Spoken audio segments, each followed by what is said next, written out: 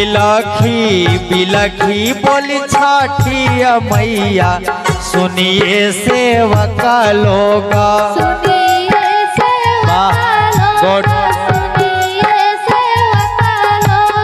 मोरे घटिया दुबिया उपज गईला मकरी बसेरा लेला।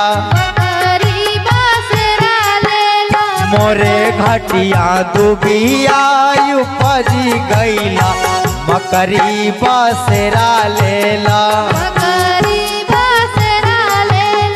मकरी बसेरा लेला मकरी बसेरा लेला।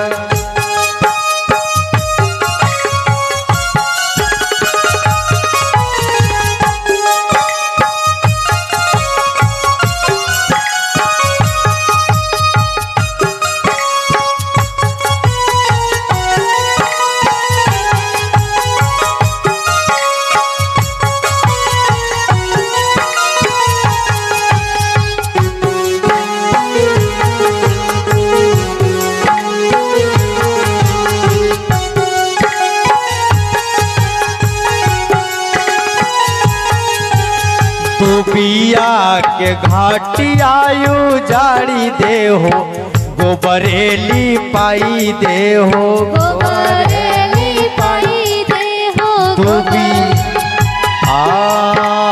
दुबिया के घाटियायु जाड़ी दे हो गोबरेली पाई दे हो।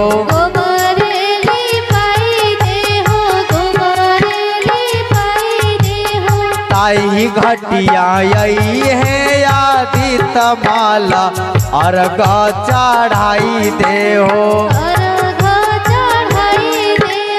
ताई घटिया यही है आदित माला अर्घ चढ़ाई दे हो। अर्घ चढ़ाई दे हो।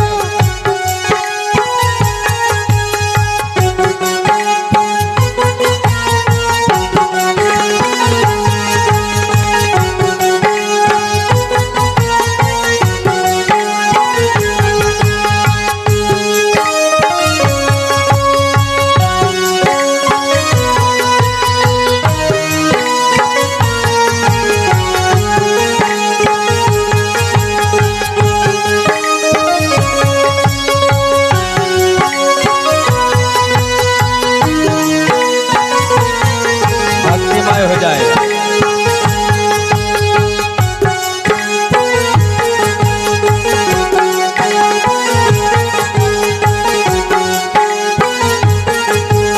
हाथ जोड़ी विनय मानुष कर सुनिए छठिया मैया। हाथ जोड़ी विनय मानुष कर सुनिए छठिया मैया। जौने विधिया रौरे बतैले बानी परब होला उहे विधिया। जौने विधिया रौरे बतौले बानी परब होला उहे विधिया।